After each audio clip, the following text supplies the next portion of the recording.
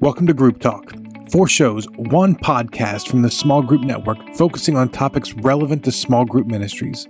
Whether you're in a church of 100 or 10,000, whether you're a volunteer or staff, we want to support, encourage, and equip you to lead well. So relax, listen, and enjoy Reading Lenz with Nick Lenzi.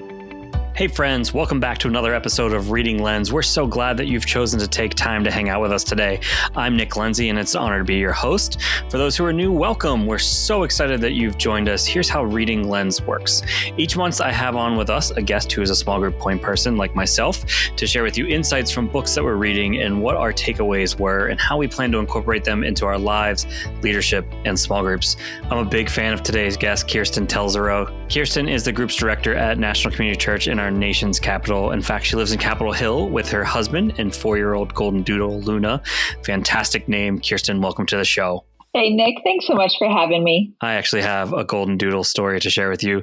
My in-laws live in Charlottesville and have a golden doodle named Afton, and my 3-year-old son, Marcus, has fallen in love with her to the point that anytime we see a golden doodle in Hoboken, he points and yells Afton to them. So it's adorable. That's awesome. I mean, how could you not fall in love with golden doodles? They're sweet, they're kind, they just want to love you all the time. I personally am biased. I think they're the best kind of dogs. Yes, they are great dogs. So some of you may have known Kiersten from the many hats that she wears around the Small Group Network. She is like our utility fielder who's played so many positions and is sneaky good at all of them. Could you share with us what you do for the Small Group Network? Yeah, absolutely. So I do a couple of different things with the network. I'm very passionate about the Small Group Network. And so you'll find me as an Accelerate speaker where we just actually today is day 2 of Accelerate Arizona. They happen all over, so you can look for one near you. But basically, they're strategic planning for your group's ministry, and they're a lot of fun. I also am a blogger, so if you see any of the Small Group Network blogs, you'll find some of my writing there, as well as right now I have a dual role. I serve as the North American Associate Director with Philip Byers, as well. I didn't know that. Yeah, it's a lot of fun. That's awesome. As well as the Northeast Regional Leader, because I am, in DC and then am from Pennsylvania as well. So have some Northeast connections. That is great. I also love that, you don't just blog, you vlog. So it's always beneficial. I'm actually a secret YouTube junkie. I, of course, love all the funny videos, but I also really dig the educational ones. And there's some really good history content on YouTube. But I believe our Small Group Network YouTube page is actually pretty great, too. There's some additional content, like your vlog is hosted there. But it's also another place where you can listen to this podcast. And another thing I like about you is you actually took over for me as the regional leader, but you decided to take on even more states. I was just doing 3 of them, and you're like, give me the rest of them up there. So... and then we also have this cool connection. I'm originally from Greensburg, Pennsylvania, which is about 30 miles east of Pittsburgh. And my family went to a church in Latrobe called Charter Oak Church. And years later, after we had already met through the Small Group Network, we found out we both went to that church for a period of time. Kiersten, you want to tell them about your connection with Charter Oak Church? Yeah, so it's a great connection that we have, and I love sharing this story with people. So my family still lives there, and my dad's the executive pastor at Charter Oak Church, and I grew up in that church. I accepted Christ in that church, and even received my calling into ministry in that church. So that church has a special place in my heart, but I also love the fact that anytime that, we're connected in the network, Nick, that we just share that story with people, and they're like, what, really? In Greensburg, Pennsylvania? Yeah, it's awesome. It's a great little church. I love, what your dad does is fantastic. That's actually where I found my relationship with Jesus. I grew up in that church, but it was that youth group, specifically a guy named Dan Turney, that really helped me solidify my faith and show that Jesus just isn't just something. He actually did what he said he did, and so grateful for them and what they've done for my lives. I think I usually take one moment in my year, usually when I think about it, to I'll reach out to Dan and just be like, hey, thank you. Just want to let you know, keep going. Your impact is far more than you can imagine. And I hope that's an encouragement for you listeners. If you have that person who helped you accept Christ, that you just text them and thank them again. I try to do it on an annual basis. moving on. Our book today is Canoeing the Mountain by Tod Bolsinger. I'd be a bad host if I didn't ask you, do you have any good canoeing stories that I should know about?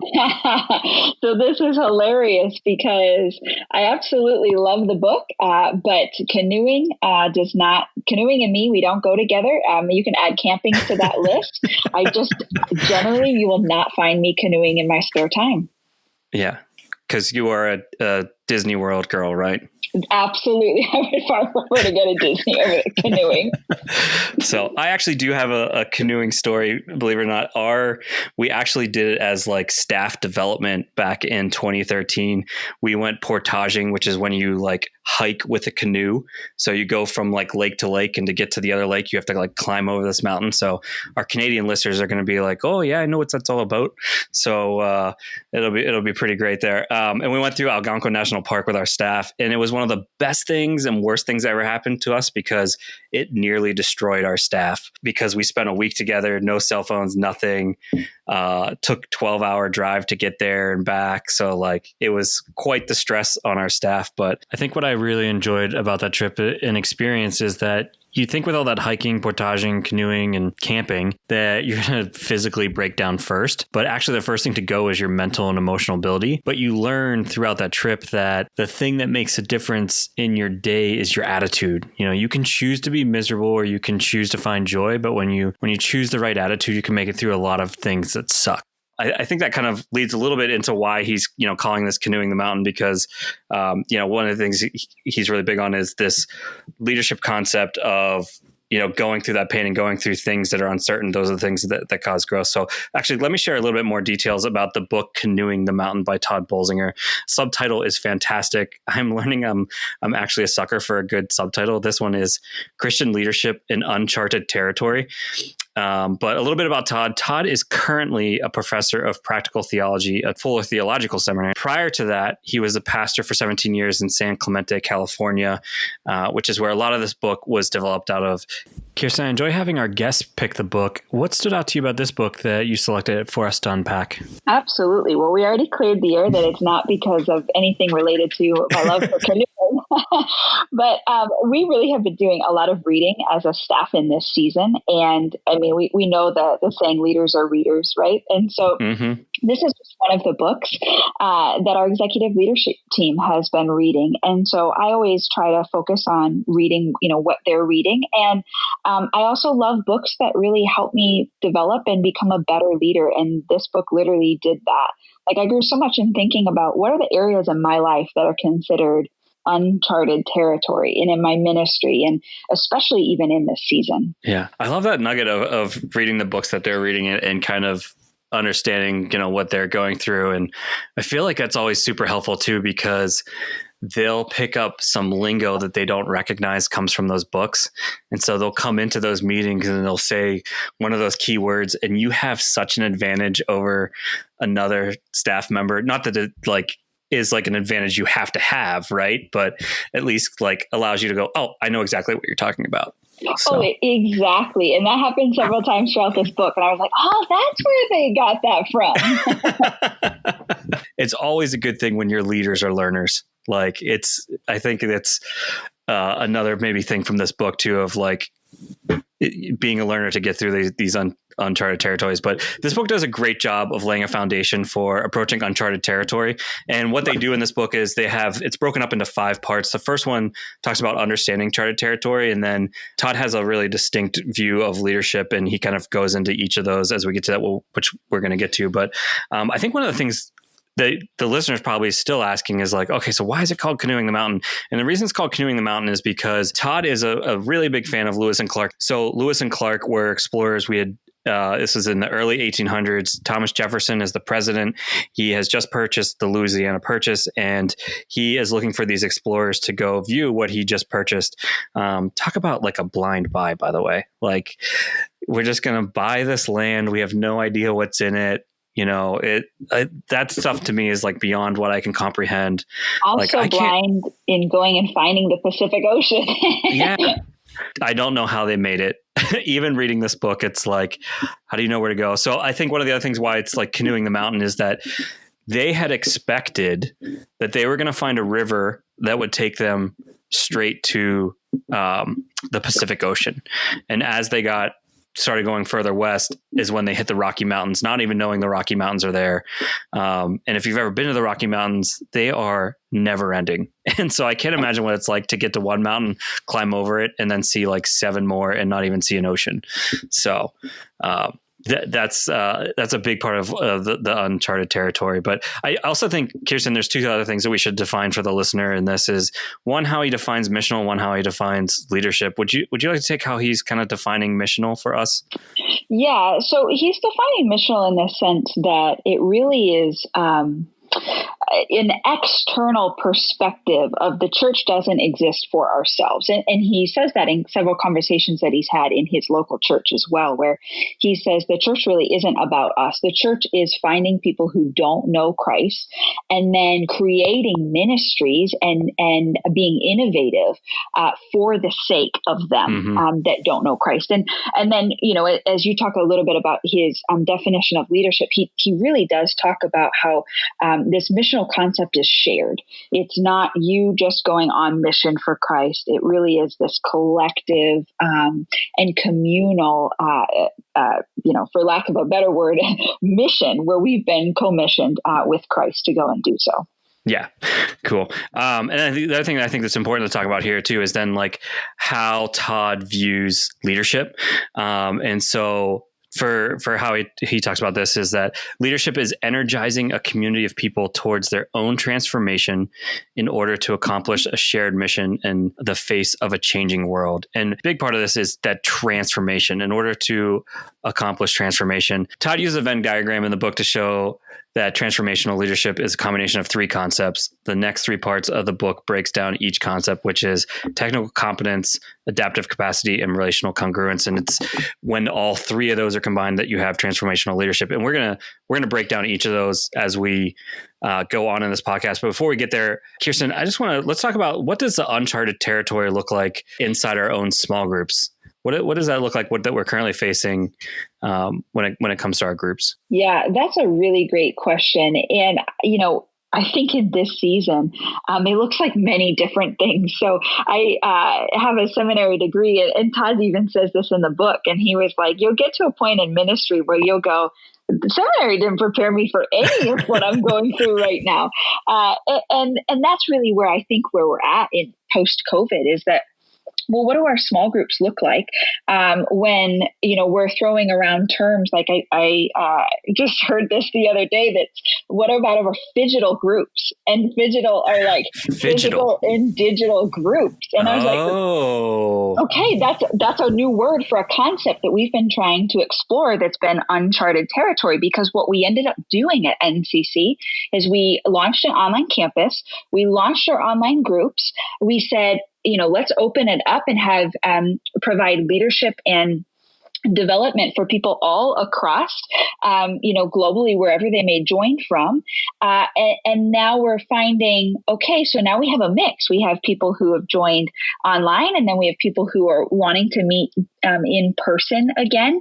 And so what do we do when we say, okay, so we're going to, go and have a picnic at the National Mall, and someone is also chiming in from, Maine or from Italy or, whatever that looks like, because this is now a phygital group.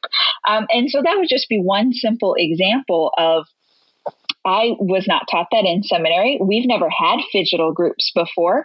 And we've never even had to think through some of this stuff. Have we thought through online small groups? Absolutely. But not necessarily what if it looks like if they're, hybrid? What if it looks like if we go back to, some in-person groups? And, depending on the direction of COVID, if it gets a little bit worse, then do we go back online? And stuff like that is all literally, we are leading and building the airplane in the air as we go. Yes. Yeah. I know for us specifically, like we were just talking about that yesterday,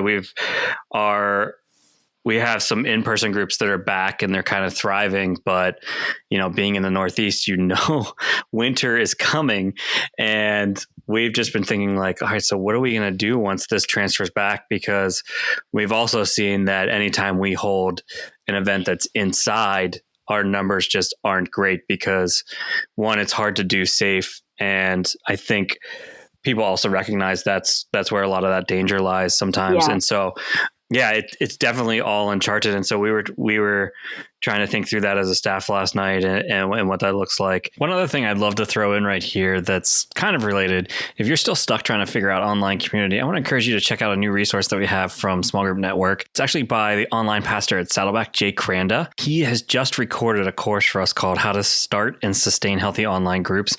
Jay's a guy I personally turn to when I have questions about online groups. He has really encouraged me to help get them started at my church several years ago. And I'm really thankful that he did, so that when COVID happened, we were ready to go. And but the thing that's awesome is Jay's just extremely knowledgeable, and he's been in this space for nearly a decade. So check that out if that's you. You can find more info at our website, smallgroupnetwork.com, and then just click on Resourcing Strategically and look for the course. So, yeah, that's great. Before we move on to the next section, anything else from uncharted territory that stood out to you that you think is worth highlighting?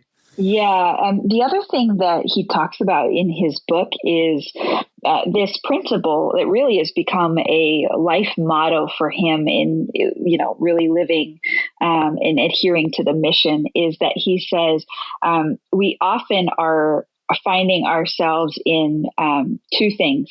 Either we adapt or we die. And he even will say, like, we go on adventure or we die moments. And basically he's talking about these urgencies of the situations that we have a choice to make. And he says that actually when given the choice, that unfortunately 90% of people will choose to die. And the statistic that he pulled that from is a study that said those who were faced with exactly that choice, to stop drinking or you'll die, to stop smoking or you'll die, to change your diet now or you'll die, the vast majority choose to risk death.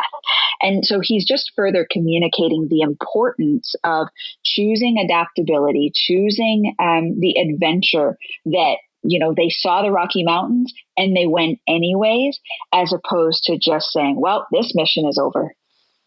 Yeah, no, I think that's so good too. And I think that's one of those things that's really at like, I'd be shocked if all of us don't feel that inside our churches where, we know we want to go someplace new, but there's just such this resistance. And I think a lot of it's because they obviously struggle to see what's there for them. And there's that comfort, right? So even think about the maybe the small group that you have that's been together for several years. It can be really hard for them to understand why it's important to multiply and create more groups, because they have this thing and it works for them. And so like you can see that kind of death inside that, where a group is just, they're comfortable with what they got, and they're going to stay with that. But yeah, let's keep on moving. Let's dive into the technical competence section. Part 2 is all about the technical competence. So just a refresher, Todd talks about leading in a transformational way called Transformational Leadership, which is made up of 3 parts: technical competence, adaptive capacity, and relational congruence. So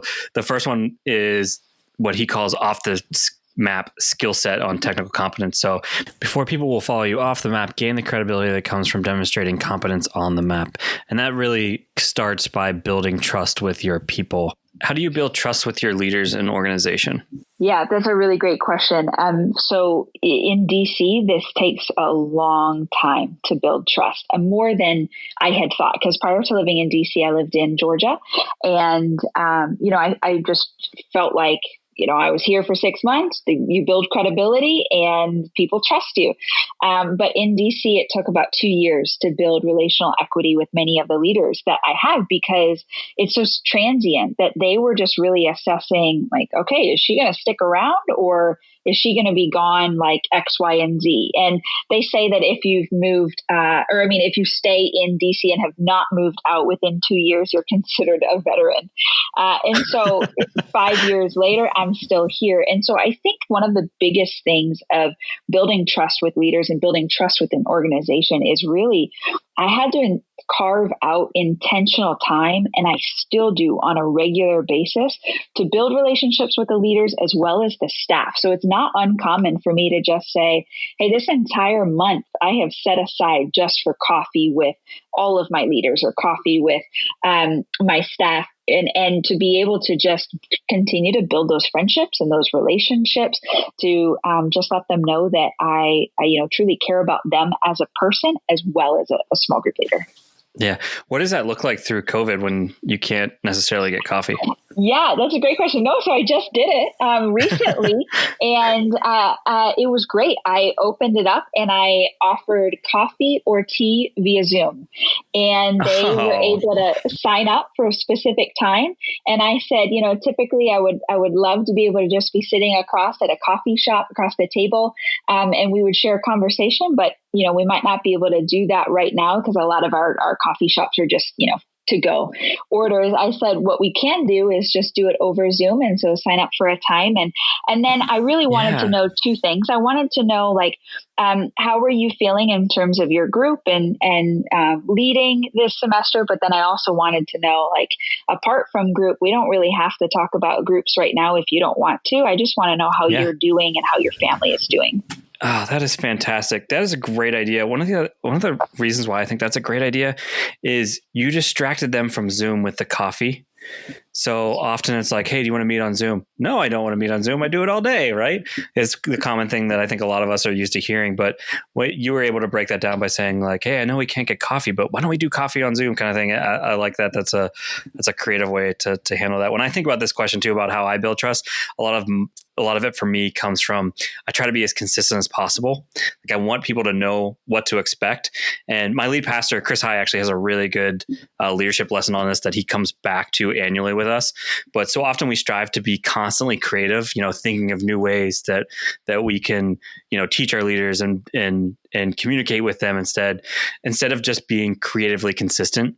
So, so many of us maybe start off with I'm going to do this weekly leadership email, and then I'm going to make it a video, and you keep trying to find the new thing to do, as opposed to just constantly communicating with them on a consistent basis being the goal inside that. And so I think that's been a really helpful thing for us. Anything else inside technical competence that we need to cover?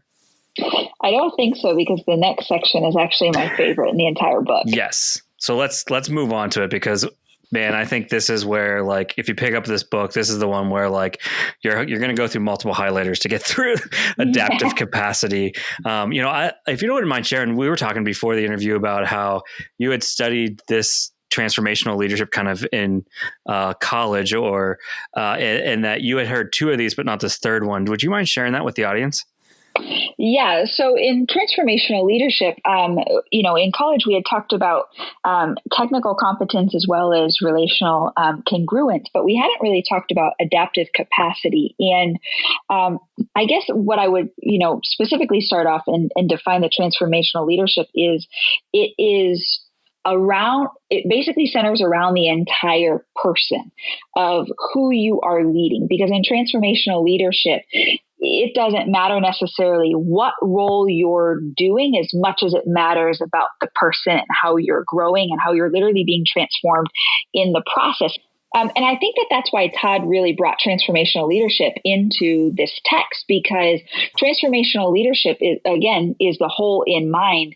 And he talks about, if you go on this journey in uncharted territory, it's literally going to transform you as a person more than it's just transforming what you're doing. And so, but he does talk about adaptive capacity in the sense that he quotes Dave Gabanos. And he says, those who follow Jesus embody fluidity and adaptation and collaboration. And so he even starts right off the bat in saying, in order to move forward, in order to get past those mountains, you've got to learn to be adaptive. You've got to learn to be flexible. He even goes in and talks about resilience. That's an essential part of having adaptive capacity. But he defines adaptive leadership is about letting go learning as we go, and to keep going. And then he goes on to say that it's about enabling people to grow so that they can face their greatest challenges and thrive. This book is not about surviving at all. Like, it's literally about thriving and how Lewis and Clark thrived on this journey. Yeah, I've really enjoyed that part of the book, in that, you know, he's constantly through leadership trying to take people where they might not necessarily want to be. And there's another quote in here too. It says, where he talks about, like, you're going to have to disappoint people along the way too. And so this is the quote. He says, disappointing people at the rate they can absorb. Like, I love that. Like, disappointing them at a rate they can absorb is a skill that requires nuisance. Disappointing people too much and they give up on you, stop following you, and even turn on you. Don't disappoint them enough and you'll never lead them anywhere. I love how broad his focus on leadership is. Inside adaptive capacity too, Todd gives examples to be mastered. So this might help you get caught up a little bit more on, like, what is adaptive capacity. I'm going to read a couple of these, but I'd love for us to maybe touch base on one or two that we're working on. But these are a few of them. Calmly facing the unknown, refusing quick fixes, engage others in learning and transformation necessary to take on the challenges that's before them, seeking new perspectives, asking questions that reveal competing values, gaps in values and actions, explore and confront resistance and sabotage, learn and challenge without sacrificing personal or organizational fidelity, relationally help the congregation make hard, often painful decisions to effectively fulfill their mission in challenging. Kiersten, was there one of those that you're currently working on inside your own ministry that you're trying to grow your leadership in? That's a phenomenal question. The first one right off the bat, the calmly face the unknown, because I think our initial response as human beings is literally, I don't know what to do. I'm not sure I can do this. And it creates a lot of internal anxiety. And what he talks about throughout the book is really wrestling with that internal anxiety and, like, harnessing it. So you have control over that internal anxiety enough to then be able to communicate back to yourself, kind of how, like, we do as Christians, where we sometimes have to, like, talk to ourselves of the promises of God. He talks about doing that in such a way that you can harness the internal, anxieties, the internal stress, the internal things that will prevent you from moving forward. And then one of the things that I really enjoyed in this book as a part of the change process, he does highlight John Cotter several times, if you're familiar with the change theory, but he says it's really 4 pieces that are essential, starting with conviction. If you don't know the why of what you're doing, or the fact that you're doing it for God and the mission that he's given you, you're really not going to make it in the long run. He also talks about staying connected. So stay connected with the people who are for you and stay connected with the people who are against you. We'll talk a little bit about this in another section. Yeah, I'm going to earmark that because that's so good there too. Go ahead. Yeah. And then he also talks about staying calm. And when he's referencing staying calm, he actually talks about 2 types of zones that people encounter. And this is really where, he talks about assessing the internal stressors and anxiety, as well as the external pressures and anxiety. And he says a difference between a red zone and a blue zone.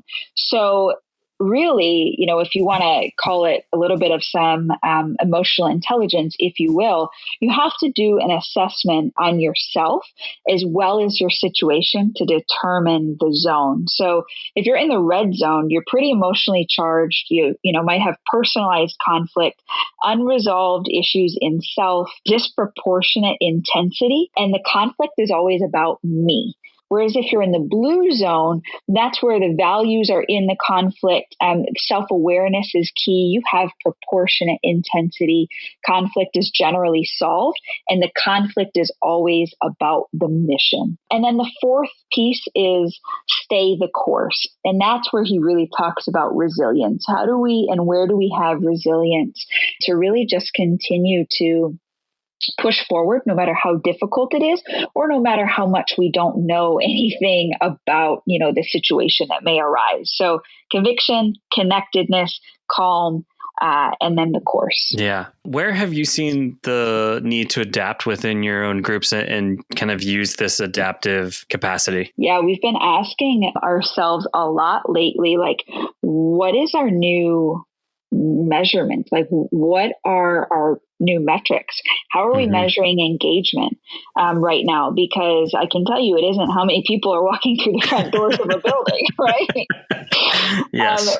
And what does commitment look like in a season where people are being pulled in every different direction and they're taking on new roles, not only as, maybe mom and dad or mentor in ways that they used to serve before, but now they're homeschooling their kids on top of everything else. And then the other area has been we just are communicating resilience and the foundation of the character of God every single chance that we can to our leaders. We've been saying over and over again. I've been telling myself over and over again, God's got this and God's got you. So despite things that are changing, God never changes. Yeah, that's really helpful. Well, let's keep moving forward to part 4 of the book that covers relational congruence. I think this one quote really helps set the tone for this section. If leadership is energizing a community of people towards their own transformation in order to accomplish a shared mission in the face of a changing world, then leadership is always relational. It's focused on a community of people who exist to accomplish a shared mission. I mean, is this not what our vision of our own small groups are? Yeah. Yes, we have a shared mission, but in order to get there, I want to see each person transformed to become more like Christ. One of the things that you were sharing about when we were going through that change process was stay connected, and you had gotten into the people who, staying connected to people before you. And I think that we understand that, but, could you help us understand the against you? Like, why would we want to stay connected to the people who are against us? Yeah. Or what does Todd share of why that would be? Yeah, absolutely. So he shares about how when you stay close with people who are not for you, you're going to end up dealing with sabotage. That might be a little bit of a dramatic terminology, but he shares a couple of stories where it really did feel like sabotage to him. And he talks about this idea of the people who aren't for you, the people who don't agree with you, which you're going to have as you're encountering change, as you're changing your plans and going from canoeing to figuring out another method to get over the mountains. He calls them dissenters. And he says that according to John Cotter, who again is that change theory expert, he says, engage dissenters, not discourage them. And the reason being is because it talks about this idea of people don't naturally resist change. What they resist is the loss that they experience in change. And it's such a powerful thought to think through, okay, you might not be for me, but maybe it has more to do with the fact that we're changing something that you're now grieving a loss and experiencing that. Yeah, no, that's even the example that you talk about, like, the centers, it makes me think of like, what was that, 2008 when BlackBerry, when the iPhone first came out, and you had that. I remember being an iPhone person. I'm kind of an early adopter, and but all my friends, they all had the BlackBerries, and like I specifically remember them just being like, I can't imagine having a phone without a keyboard. And now we look back on that and think about like how kind of silly it is that we were so attached that like we had to have that. And along the way there's going to be like I love that he talks about like we need to expect that. We need to expect people who are going to resist the change that we're hoping to bring into our organization. And then he expands into this thing about allies and confidants that I really like, and talking about the difference between the two. So allies, he defines, are people who are within your organizations. They see your goals. They even have others or maybe even competing loyalties. They can give you perspective, can build alliances. But one thing that's important is that they're not friends. I think that's also one of those things that's like, I know personally for me, it's been one of the things that's been challenging working in a church is that, these allies that you think are your friends, but really like that can go south quickly. That's a whole nother podcast. But, and then the other side of it is the confidants, which is people who are usually outside of your organization, see your heart, loyal only to you, give you encouragement, can build you up, and are not partners. And talking about how each of them play their own role and have their own values within that. I think about this a lot because there are people that I have developed really strong friendships out of the small group network, and realizing that they're confidants, knowing that they know my role and they're loyal to me, but they don't necessarily see the day to day. And so I need to be cautious of how much they kind of build me up. Right. Because sometimes you can go into it and it's like, they don't always see what's going on, or the goals or the church's kind of side of it, like your allies do. So anything that you would kind of add to that, or how you experience that? Yeah, I think just the distinction that you highlighted is, your allies are not necessarily your friends, whereas your confidants, confidants tend to be your friends. The only other thing that I will add in this section that I thought was really powerful is Todd references this nickname of a peacemonger. And he says, like, you really don't want to be a peacemonger, because especially when you're, dealing with sabotage, because people who are a peacemonger, they're overtly anxious risk avoiders. They're more concerned with good feelings than progress, and they consistently prefer the peaceful status quo over the turbulence of change, even if change is necessary.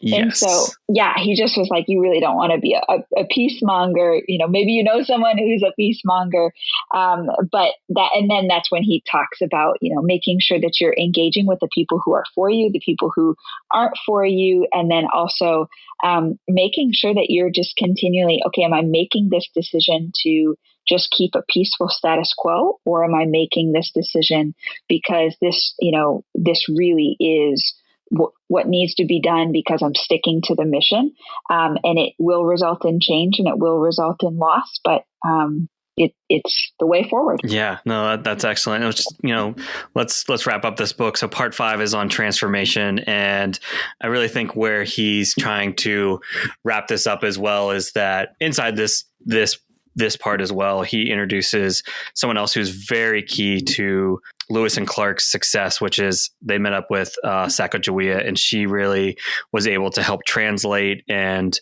knew the territory already. And he sort of brings in this, like, how we need to include a diversity of thought. And so I'm curious, what does diversity of thought look like within your church? Yeah, so that's a great question. I think one of the things that it really is about is being aware of, like, I don't want to bring another Kiersten to the table. I want someone who thinks differently than me. I want someone who has a different background than me. I want someone who didn't go to seminary.